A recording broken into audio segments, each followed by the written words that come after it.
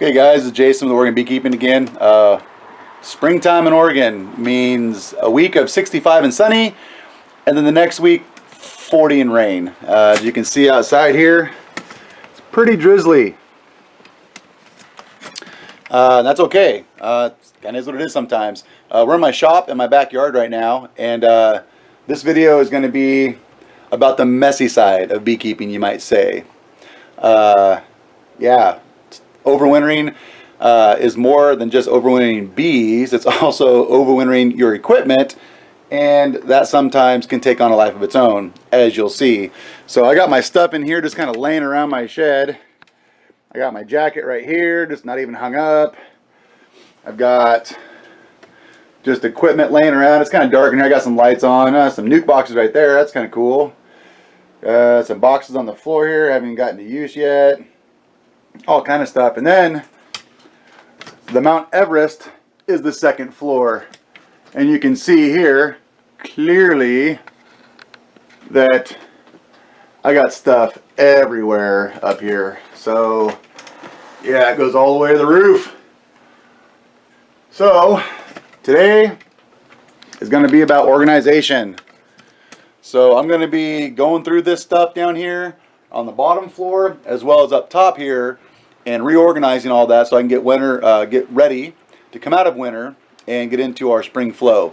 I did add 5 honey supers to my 5 strong colonies Sunday, I think it was, and mainly because they need more space. Those are my 5 double deeps that I had, and they didn't need more space, and I'm not going to put any more deeps on there.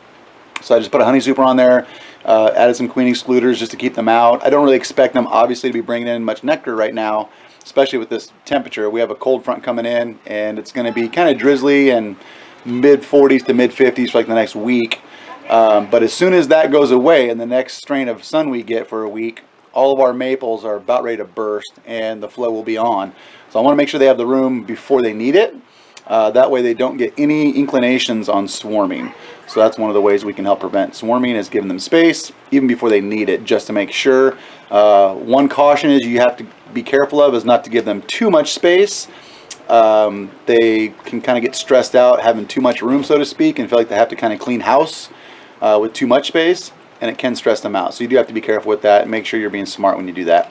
So yeah, that was the before shot, and as soon as we get this organized and make room for our new and improved honey extractor, which you'll see that here in a future video.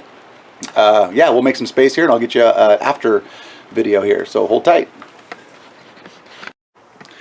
Okay, so we're back. We're still in the shed, obviously, and now we've cleaned up a little bit. So not so much downstairs here in this area.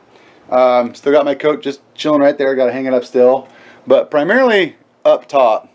Took an inventory of my deeps and my honey boxes. Like I said, I put some honey boxes on my colonies, give them space, but I've got roughly 20 more to use this year, plus about 20 deeps also to use. And went through and thinned out some old frames, threw those away, kind of organized, got some new frames in, kind of got things ready to go. So here we go, take a look. So we've got all of our deeps now on this side over here. Go all the way to the back there.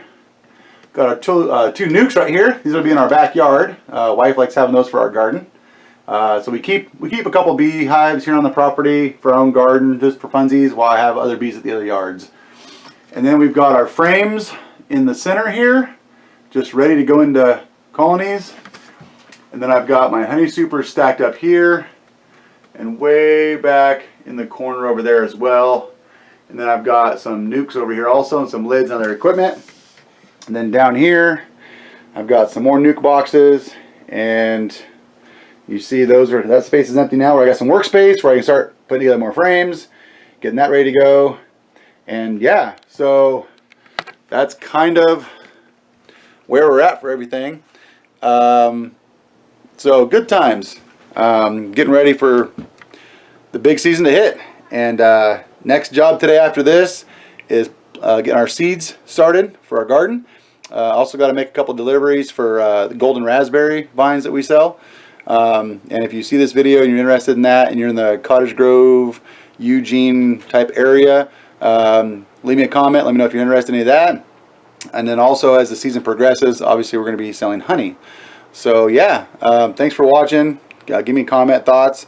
But yeah, spring management, coming out of winter. Like I said, overwintering more than just your bees, but also your equipment is super important. Part of the reason for this shed being built is not only more space in the backyard, but also somewhere to keep all my boxes so they can be out of the weather. Yeah, overwintering equipment is just as important as overwintering your bees.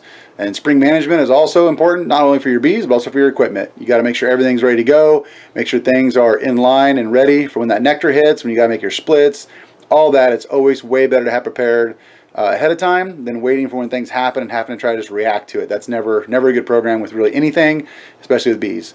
So thanks a lot for watching. Again, this is Jason with Oregon Beekeeping, and have a great day. And yeah, see you next time.